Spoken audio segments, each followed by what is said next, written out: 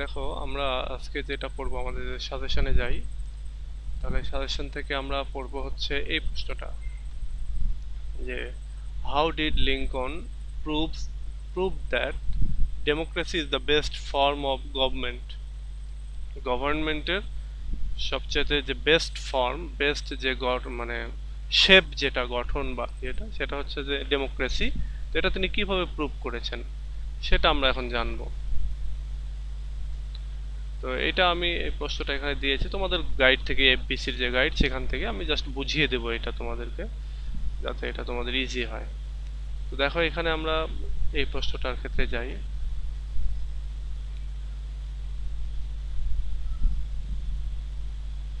দেখো এখানে বলতেছে এই সেকেন্ড প্রশ্নটা, how did Abraham Lincoln prove that democracy is the best form of government. এটা বেশ কয়েকবার এসছে।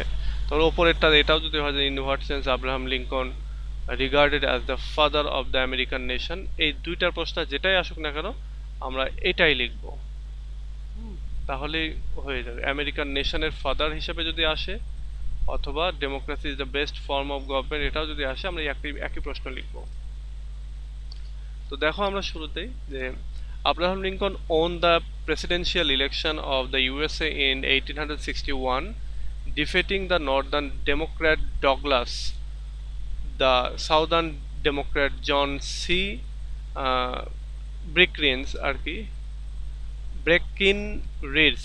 Breckinridge নামক একজন লোক, and the Constitutional Union candidate John Bell আর কি। তো এত নাম আমাদের উল্লেখ করার দরকার নেই, এত কিছু লেখার দরকার নেই, জাস্ট খালি আমরা লিখবো যে Abraham Lincoln won the presidential election of the USA in 1861, defeating দিয়ে বলবো যে defeating his কি বলবো এটাকে কন্টেস্টার যেটা বলে আর কি, সেটা কন্টেস্টেন্ট আরো যারা আছে তাদের কথা বলবো যে defeating his contestant, তাহলে হয়ে যাবে। অথবা his opponent parties এরকম করে বলতে পারে, defeating his opponent parties। এত নাম মনে থাকবে না এবং নাম লিখতেও যাব না আমরা, জাস্ট এখান থেকে শুরু করে এই পর্যন্ত লেখার পরে বলবো ডিফিটিং হিজ হচ্ছে অপোজিট পার্টিস, এভাবে লিখব।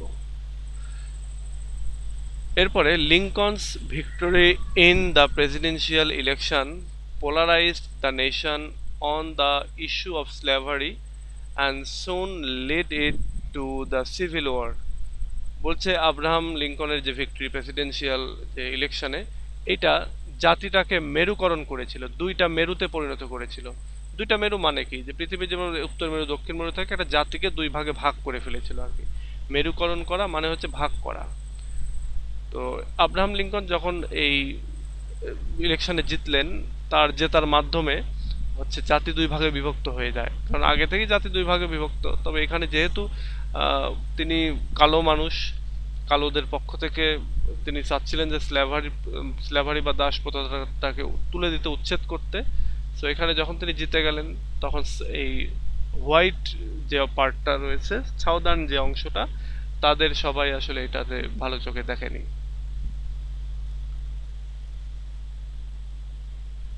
But Lincoln's strong leadership during the civil war.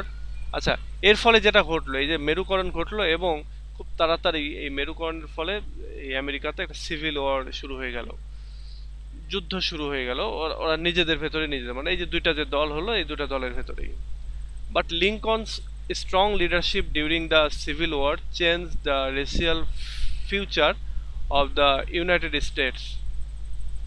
কিন্তু লিঙ্কনের যে স্ট্রং লিডারশিপ, যে শক্তিশালী যে লিডারশিপ এই সিভিল ওয়ারের সময়, এটা রেসিয়াল যে ফিউচার, ভবিষ্যৎ যেটা, সেটা হচ্ছে চেঞ্জ করে দিল। অর্থাৎ ইউনাইটেড স্টেটের যে এতদিন যে জাতিগত যে একটা ডিভাইডেশন যেটা ছিল, এই সিভিল ওয়ারের সময়টাতে তিনি যেভাবে স্ট্রংলি লিডারশিপ লিড করেছেন যেভাবে, এর ফলে কি হলো, এই জাতিগত বৈষম্যের যে বৈশিষ্ট্য মানে ফিউচারটা, এটা চেঞ্জ হয়ে গেল। The victory of the union forces of the civil war under his able leadership was a glorious achievement. এবং এই যে তার যে দল ইউনিয়ন ফোর্স, এরা হচ্ছে জিতে গেল এই সিভিল ওয়ারে, এবং এটা জিতলো তারই লিডারশিপের আন্ডারে আর কি।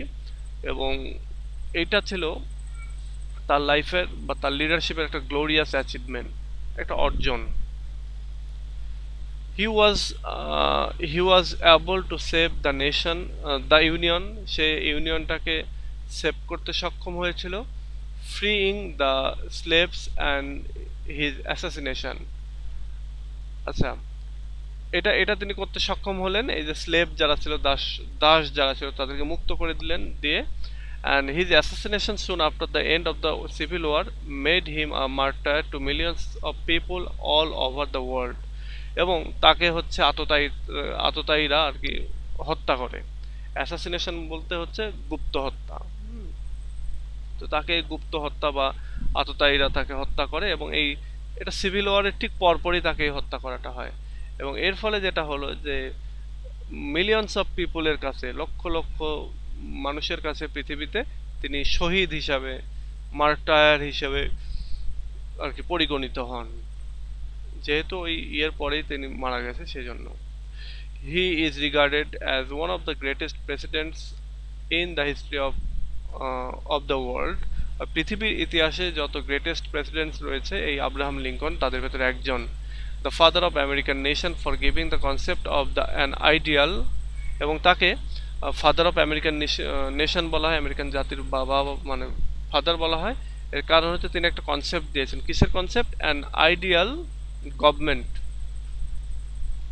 একটা আইডিয়াল যে গভর্নমেন্ট বা সরকার হবে দেশের, সেই দেশের বা গভর্নমেন্টের একটা আইডিয়া তিনি দিয়েছেন, এবং তার জন্যই তাকে বলা হয় হচ্ছে মানে ফাদার অফ আমেরিকান নেশন। এবং এটা বলা হচ্ছে এটা ট্রু মিনিং রয়েছে, government or the true meaning of democracy. ডেমোক্রেসিকে একটা সত্যিকারের মানে মিনিং দিয়েছেন, তিনি মিনিং অ্যাড করেছেন।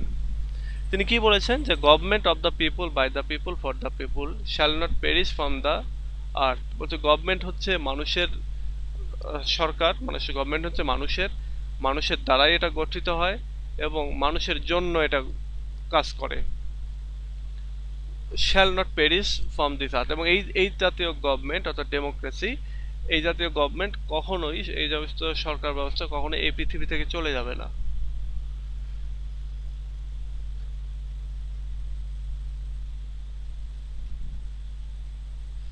আচ্ছা, তোমরা এই যে এই কোটেশনটা একটু মুখস্থ রেখো। এই কোটেশনটা তুমি তুমি যতদিন চাকরি বাকরি না পাচ্ছ ততদিন তোমার কাজে লাগবে, তোমার পড়াশোনার ক্ষেত্রে, তোমার যেখানেই যাবে ভাইভার ক্ষেত্রে এটা কাজে লাগবে। যদি ভাইভা বোর্ডে কোনো ইংলিশের লোক বসে থাকে, ইংলিশের কোনো টিচার বা এরকম কিছু থাকে, তাহলে তোমাকে দেখা যাচ্ছে 10টা-15টা ভাইভা দিয়েছ, একটা দুটাতে এটা জিজ্ঞাসা করে আছে।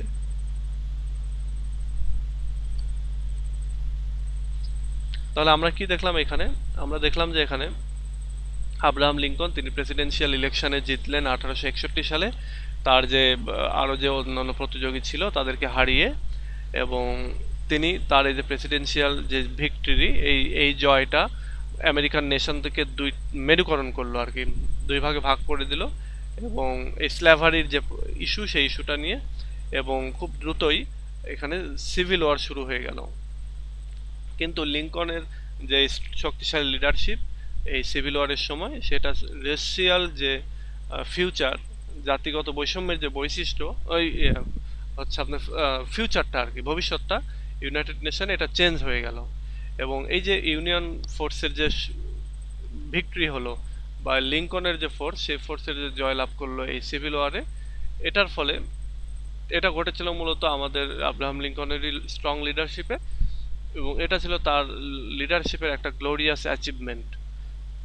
এবং হচ্ছে তিনি ইউনিয়নকে আর কি সেভ করতে পেরেছিলেন, মানে আমেরিকাকে এক রাখতে পেরেছিলেন, এবং দাস প্রথাকে তিনি মুক্ত করতে পেরেছিলেন, এবং একই সঙ্গে তার এই সিভিল ওয়ারের পরপরই তার অ্যাসাসিনেশন ঘটে, তাকে আততায়ীরা হত্যা করে। এবং এর ফলে যেটা হলো যে সিভিল ওয়ারের ঠিক শেষেই হওয়ার কারণে ওই অবস্থাতেই তাকে হচ্ছে বলা হয় যে তিনি martyr to the millions of people, অর্থাৎ সারা পৃথিবীর লক্ষ লক্ষ মানুষের কাছে তিনি হচ্ছেন একজন শহীদ। তাকে রিগার্ড করা হয়, তাকে বিবেচনা করা হয় greatest American president of the world, অর্থাৎ পৃথিবীর সর্বকালের মানে সবচেয়ে ভালো প্রেসিডেন্টগুলোর মধ্যে একটা তিনি। এবং এবং the father of American nation for giving the concept of ideal. আচ্ছা, এরপরে তাকে বলা হয় ফাদার অফ আমেরিকান আমেরিকান নেশনের যে পিতা সেটা বলা হয়ে থাকে। এবং এটা কেন বলা হয়? কারণ তিনি আইডিয়াল গভর্নমেন্টের একটা কনসেপ্ট দিয়েছিলেন এবং এবং তিনি সত্যিকার একটা মিনিং অ্যাড করেছিলেন গভর্নমেন্টের ভেতরে একটা তত্ত্ব দিয়ে। সেই তত্ত্বটা কি? ডেমোক্রেসি। ডেমোক্রেসি শব্দটা তিনি এই সময়টাতে আর কি নিয়ে আসেন এবং তিনি বলেন যে ডেমোক্রেসি হচ্ছে গভর্নমেন্ট অফ দ্য পিপুল। এই যে অফ দ্য পিপুল মানে জনগণের, বাই দ্য পিপুল, বাই মানে দ্বারা আমরা জানি, তাহলে জনগণের দ্বারা গঠিত, আর ফর দ্য পিপুল যেটা হচ্ছে জনগণের জন্য কাজ করবে।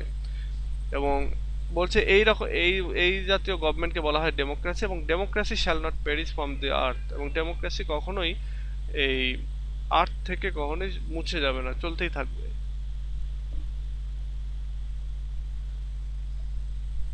এবার আসো এখানে, the Americans fought in liberation war against the British rule and established themselves as a free nation on the world atlas in Atho। বলা হচ্ছে যে আমেরিকানরা তারা তাদের যে স্বাধীনতার যুদ্ধ সেই যুদ্ধটা করেছিল ব্রিটিশদের এগেনস্টে। এবং ব্রিটিশদের এগেনস্টে যখন এই যুদ্ধটা করে তারপরে আর কি তারা হচ্ছে নিজেদেরকে মুক্ত করতে সক্ষম হয় এবং পৃথিবীর মানচিত্রে তারা নিজেদেরকে এস্টাবলিশ করে 1776 সালে, মানে 1776 সালে তারা স্বাধীন রাষ্ট্র হিসেবে পৃথিবীতে হচ্ছে আবির্ভূত হয়। এখানে অ্যাটলাস বলতে মানচিত্র, ওয়ার্ল্ড অ্যাটলাস মানে পৃথিবীর মানচিত্রে। The creators of America dreamed of a nation. Creator বা সৃষ্টিকর্তা আমেরিকার যে একটা নেশন হবে সেই নেশনের স্বপ্ন দেখেছিলেন। Dedicated to the ideals of liberty. এবং আইডিয়াল লিবার্টির অর্থাৎ স্বাধীনতার যে আইডিয়াল সেই আইডিয়ালের প্রতি, সেই আদর্শের প্রতি নিজেকে উৎসর্গ করেছিলেন। And the equality for all citizens of America. এবং আমেরিকার সমস্ত সিটিজেনের জন্য তিনি সমতা নিয়ে আসতে চাচ্ছিলেন, সাম্য নিয়ে আসতে চাচ্ছিলেন। এখানে ক্রিয়েটর্স অফ আমেরিকা বলতে আমেরিকার যারা স্বাধীনতার যুদ্ধে যারা সংগ্রাম করেছেন, কেউ জীবন দিয়েছেন, কেউ বেঁচে আছেন, যুদ্ধ অবস্থায় আছেন বা অন্যান্য যেভাবে হোক না কেন, তো বলছে তারা স্বপ্ন দেখেছিল যে আমেরিকা একটা নেশন হবে এবং এই নেশনটা স্বাধীনতার মূল মন্ত্রে বা স্বাধীনতার যে আইডিয়াল সেটাকে ধারণ করবে এবং একই সঙ্গে হচ্ছে আমেরিকান সিটিজেনদের জন্য একটা ইকুয়ালিটির ব্যবস্থা করবে, সাম্য অবস্থার ব্যবস্থা করবে। But the country in its long course failed to do justice in its dream। কিন্তু পরিণামে বা লং কোর্সে বা লং টাইম ধরে এই কান্ট্রিটা ব্যর্থ হয়েছে এর যে স্বপ্ন পূরণ, সেই স্বপ্ন পূরণ করতে বা স্বপ্নের সাথে যে ন্যায় বিচার সেটা করতে সে পারেনি। স্বপ্নের সাথে ন্যায় বিচার বলতে কি, স্বপ্ন যেটা দেখেছিল যে একটা সাম্যবাদী একটা দেশ হবে, কিন্তু তারা সেটা করতে পারেনি, সেটার কথা বলতেছে।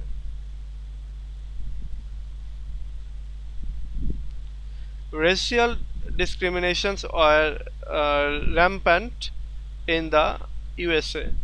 তো বলছে রেশিয়াল যে মানে ডিসক্রিমিনেশন যেটা রয়েছে এবং সেটার কথা বলছে যে এইটা ব্যাপক আকারে, প্রচণ্ড আকারে এটা আমেরিকাতে ছড়িয়েছিল সেই সময়টাতে। রেশিয়াল ডিসক্রিমিনেশন জাতিগত বৈষম্য যেটা, সেটা র্যাম্প্যান্ট অবস্থায় ছিল ইন দ্য আমেরিকা। র্যাম্প্যান্ট বলতে অনেক বিস্তৃত অবস্থা আর কি, বা ব্যাপক ছিল, প্রচণ্ড রকমের ছিল। এরপরে the black people were nothing but slaves to the white Americans. এবং ওই সময়টাতে ব্ল্যাক পিপুলদেরকে হোয়াইট আমেরিকানরা তারা তাদের স্লেভ হিসাবে বা দাস হিসাবে ব্যবহার করত। This racial distinction led the country to a civil war which lasted for 5 years from 1861 to 65। তো বলছে এই যে ব্ল্যাক পিপুলদের যে একটা মানে রেশিয়াল যে ডিস্টিংশন ব্ল্যাক পিপুল এবং হোয়াইট পিপুলদের মধ্যে জাতিগত যে বৈষম্য, এটা এই কান্ট্রিটাকে একটা সিভিল ওয়ারের দিকে নিয়ে যায় এবং সেই সিভিল ওয়ারটা লাস্টেড ছিল, অর্থাৎ টিকে ছিল প্রায় 5 বছর, 61 সাল থেকে 65 সাল পর্যন্ত। The war came to an end with the victory of the union forces, এবং এর যে যুদ্ধটা সেটা শেষ হয় ইউনিয়ন ফোর্স বা আব্রাহাম লিঙ্কনের যে দল সেই দলের জয়ের মাধ্যমে, under the able leadership of president Abraham Lincoln. এবং এটা শেষ হয় বা যুদ্ধে তারা জয় লাভ করে কারণ হচ্ছে আমাদের প্রেসিডেন্ট আব্রাহাম লিঙ্কন তিনি খুব শক্ত রোল প্লে করেন, সেই জন্য বলছে।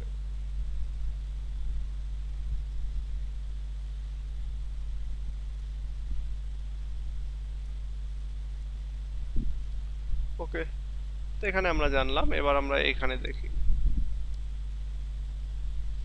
The most famous but bloodiest battle of American Civil War occurred at Gettisburg, Pennsylvania from July 1 থেকে জুলাই 3, 1863 সালে। বলছে এই যে আমেরিকান যে সিভিল ওয়ার, সেই সিভিল ওয়ার বা সেই ব্যাটেলের সবচেয়ে ব্লাডিয়েস্ট, সবচেয়ে রক্তক্ষয়ী ব্যাটেল যেটা হয়েছিল আমেরিকান সিভিল ওয়ারে সেটা ঘটেছিল হচ্ছে গেটিসবার্গে, এবং গেটিসবার্গ হচ্ছে পেনসিলভানিয়ার অঙ্গরাজ্যের একটা জায়গা, শহরের নাম, এবং এটা এখানে যুদ্ধ হয়েছিল প্রায় 3 দিন ব্যাপী, অর্থাৎ 1 জুলাই শুরু হয়ে 3 জুলাই পর্যন্ত। At the end of the battle, the Union Army has successfully repelled the invasion of the North by the Confederacy Army of Northern Virginia. এবার বলছে যে এই যে মানে at the end of the union army, শেষে গিয়ে union army তারা successfully রিপেল্ড করতে পেরেছিল, দমন করতে পেরেছিল এই যে ইনভেশন, যেটা নর্থের যারা এসেছিল কনফেডারেসি আর্মির, তারা আসার পরে আর কি এই সাকসেসফুলি ইউনিয়ন পার্টি কি করে এদেরকে আর কি তাড়িয়ে দিতে সক্ষম হয়, নর্থ যারা যেসব পার্টি আছে সেই পার্টিগুলোর দ্বারা আর কি। আচ্ছা, আমি এই লাইনটা আরেকবার বুঝাই। বলছে at the end of the battle, অর্থাৎ যুদ্ধের শেষে গিয়ে the Union party has successfully repelled, এই ইউনিয়ন পার্টি যেটা সেটা সাকসেসফুলি রিপেলড করতে সক্ষম হয়, মানে এটাকে প্রতিহত করতে বা নিরস্ত্র করতে সক্ষম হয় the invasion of the North by the Confederacy armies of northern Virginia, northern ভার্জিনিয়ার কনফেডারেসি আর্মি যে ইনভেটটা করছিল সেই ইনভেটটাকে তোমার দমন করতে সক্ষম হয়। Several months later, কয়েক মাস পর, president Lincoln delivered one of the most memorable speeches in US history at Gettysburg. এরপরে বলছে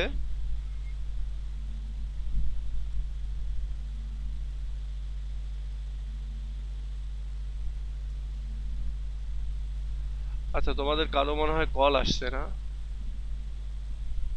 ফজিলা, তোমার কল আসছে।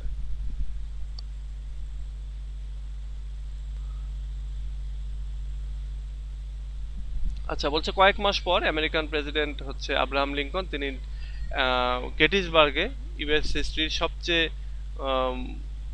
মানে সবচেয়ে ফেমাস এবং মেমোরেবল যে স্পিচ, সেই স্পিচটা ডেলিভার করেন। মানে ওই যে আব্রাহাম লিঙ্কন যে গেটিসবার্গ অ্যাড্রেস যেটা ডেলিভার করেন সেটার কথা বলতেছে।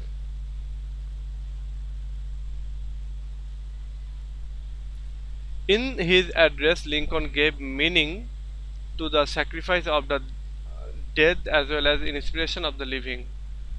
বলছে যে এই অ্যাড্রেসে বা এই ভাষণে লিঙ্কন তিনি যারা মারা গিয়েছে সেই স্যাক্রিফাইসের প্রতি তিনি একটা মিনিং যোগ করেছেন, এবং একই সঙ্গে as well as inspiration to the living, এবং যারা বেঁচে ছিল তাদের জন্য তিনি একটা ইন্সপিরেশনাল আর কি দিয়েছেন, বক্তৃতা দিয়েছেন। তোমরা আব্রাহাম লিঙ্কনের এই গেটিসবার্গ অ্যাড্রেসটা যদি ফুললি একবার পড়ো তাহলে এটা বুঝতে পারবা যে তিনি কিভাবে হচ্ছে যারা মারা গেছে তাদেরকেও তিনি সম্মান জানিয়েছেন এবং যারা বেঁচে আছে তাদেরকেও তিনি সম্মান জানিয়েছেন। এরপরে দেখো, in his address Lincoln gave meaning to the sacrifice to the dead as well as inspiration of the living. He asserts that তিনি বলেন যে the responsibility has come upon the soldiers of the living American to go forward with the unfinished task of the dead sons of America. Dead sons of America বলতে যে যারা মারা গিয়েছে এইখানে তাদেরকে বলা হচ্ছে ডেড সান। বলছে মানে আমাদের আব্রাহাম লিঙ্কন তিনি অ্যাসার্টস করতেছেন, তিনি বর্ণনা করতেছেন যে তিনি বলতেছেন যে এই যে একটা রেসপন্সিবিলিটি, অর্থাৎ এই সিভিল ওয়ারটা শেষ হয়ে গেলে এখন একটা রেসপন্সিবিলিটি নিতে হবে সবাইকে, বিশেষ করে যারা বিশেষ করে the shoulder of the living American, অর্থাৎ লিভিং আমেরিকান যারা রয়েছে তারা তাদের কাঁধে বহন করে নেবে একটা হচ্ছে কাজ, রেসপন্সিবিলিটি বা দায়িত্ব, এবং এটাকে to go forward with the unfinished task of the dead son. অর্থাৎ ডেড সানরা যেই আনফিনিশ টাস্কটা ফিনিশ করতে পারেনি, তার আগে তারা মারা গিয়েছে বা দেশের প্রতি তাদের লাইফটাকে স্যাক্রিফাইস দিয়েছে। তো আমরা যারা লিভিং রয়েছি তারা আমেরিকানদের ওই মানে লিভিং আমেরিকান হিসাবে আমাদের শোল্ডারে, অর্থাৎ আমাদের যে কাঁধ, সে কাঁধে হচ্ছে এই ইয়েটা নিয়ে নেওয়া উচিত, দায়িত্বটা নিয়ে নেওয়া উচিত।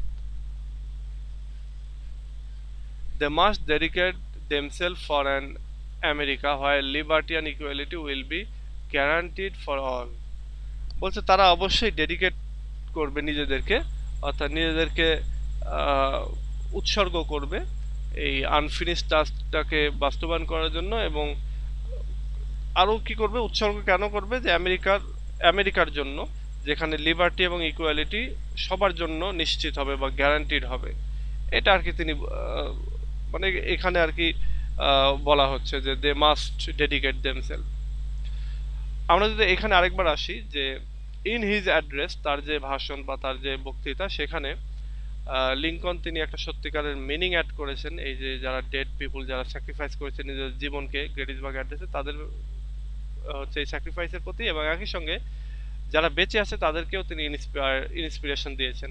তিনি বলেছেন যে এখন যারা বেঁচে আছে তাদের উচিত হচ্ছে তাদের কাঁধে আর কি ওই দায়িত্বটা বহন করা, যেই দায়িত্বটার কথা চিন্তা করে এখানে কিছু লোক আর কি মারা গিয়েছিল এবং তারা তাদের যে কাজগুলি, সেই কাজগুলোকে ফিনিশ করতে পারেনি, সেগুলো আনফিনিশড রয়ে গেছে, এবং যারা মারা গেছে তাদেরকে বলা হচ্ছে ডেড সান অফ আমেরিকা। এবং বলা হচ্ছে যে তারা অবশ্যই দে মাস্ট ডেডিকেট দেমসেলফ, অর্থাৎ যারা বেঁচে আছে তারা অবশ্যই নিজেদেরকে আত্মনিয়োগ করবে আমেরিকার ফর অ্যান আমেরিকা হোয়ার, মানে ওই আমেরিকার জন্য যে আমেরিকাতে স্বাধীনতা এবং সাম্যতা সবার জন্য গ্যারান্টিড থাকবে, সবার জন্য সুনিশ্চিত থাকবে। ওকে, এবার আসো, to sum up, Abraham Lincoln has given the right direction to the American nations during their national crisis. বলছে যে এখানে যে পরিশেষে আব্রাহাম লিঙ্কন তিনি রাইট ডিরেকশন দিয়েছিলেন আমেরিকাকে, আমেরিকান নেশনকে, এই যে তাদের যে জাতীয় যে ক্রাইসিস, সেই ক্রাইসিসের সময়। His Gettysburg Address is actually a noble utterance full of wisdom and guidelines for the Americans to reconstruct the war-ravaged country and to go। আচ্ছা, অনেক বড় সেন্টেন্স, এত বড় সেন্টেন্স ফার্স্ট ইয়ারে কেউ দেয়? আচ্ছা, বলছে হিজ গেটিসবার্গ অ্যাড্রেস, অর্থাৎ আমাদের আব্রাহাম লিঙ্কনের যে গেটিসবার্গ অ্যাড্রেস, এটা অ্যাকচুয়ালি একটা নোবেল আটারেন্স। এখানে এরপর আমরা ফুল স্টপ দেবো আর কি, নোবেল আটারেন্স। তারপরে বলবো it is full of wisdom and guidelines. বলছে এটা full of wisdom and guidelines. এবার বলতে পারি যে it instruct the Americans to reconstruct the war ravaged country. এটা আমেরিকাকে রিকনস্ট্রাক্ট করতে আর কি উদ্বুদ্ধ করে। কিন্তু এই জায়গাগুলোতে আমরা হচ্ছে ফুল স্টপ দেবো। And to give permanent shape to their Democratic government, এবং আরও যেটা করে যে হচ্ছে ডেমোক্রেটিক গভর্নমেন্ট তাদের দেশে, সেটাকে একটা পার্মানেন্ট শেপ দেওয়া হয়। Which was so far prove two B the best form of government on the earth, এবং যেটাকে এখন পর্যন্ত বলা হয় যে বেস্ট গভর্নমেন্টের ফর্ম এই পৃথিবীতে। দ্যাট ইজ হয় Abraham Lincoln is aptly called the father of American nation, এবং এই জন্য তাকে বলা হয় ফাদার অফ আমেরিকান নেশন। আচ্ছা, তো এই হচ্ছে আলোচনা। তোমাদের বোঝার কোথাও কোনো সমস্যা হলে আমাকে বলতে পারো। আর একটু খেয়াল করো যে আমরা আমাদের যে প্রশ্ন, সেটা democracy is the best form, এটা কিভাবে প্রুভ করেন, এই আমরা যেটা বললাম, মানে এক কথা তার ভাষণের মাধ্যমে তিনি এটাতে প্রুভ করেন। এটা লিখলেই হয়ে যাবে।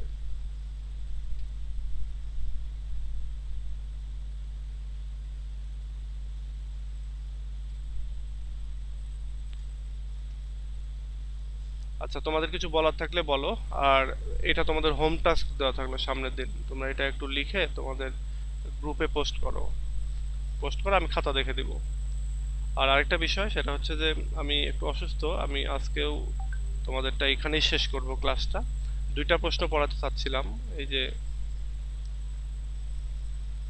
এইটাও পড়াতে চাচ্ছিলাম, তো এটা এটা আজকে পড়াবো না, এটা সামনের দিনে আমি পড়াবো, সামনের দিনে দুইটা পড়াবো ইনশাল্লাহ।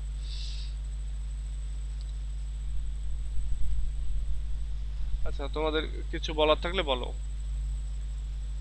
আর তোমরা সবাই আরেকটু আগে ভাগে জয়েন করার চেষ্টা করবে, একেবারে 8:30তেই জয়েন করলে দেখা যাচ্ছে 1-2 মিনিটের মধ্যে, হয়তো ম্যাক্সিমাম 8:35-এর মধ্যে যদি জয়েন করো তাহলে আমি প্রতিদিন দুইটা করে প্রশ্ন পড়াইতে পারবো, এবং দুইটা করে প্রশ্ন পড়লে তোমাদের একটু এগিয়ে যাবে। আমরা যে বলছিলাম না, র্যাপিড, র্যাপিড বলতে একটু একটু দ্রুত আর কি সবকিছুকে সামনে এগিয়ে নিয়ে যাওয়া, নইলে আবার সময় হবে না, আর সময় হলে আমরা তো আবার রিক্যাপ করবোই।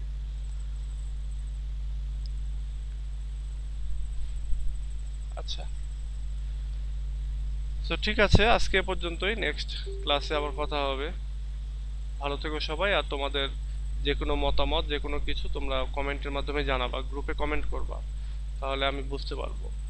আর আমি কোনো ট্র্যাডিশনাল টিচার নই যে তোমরা কিছু জিজ্ঞাসা করলে বা কিছু বললে আমি মাইন্ড করব বা। স্যার আসসালামু আলাইকুম। ওয়ালাইকুম সালাম।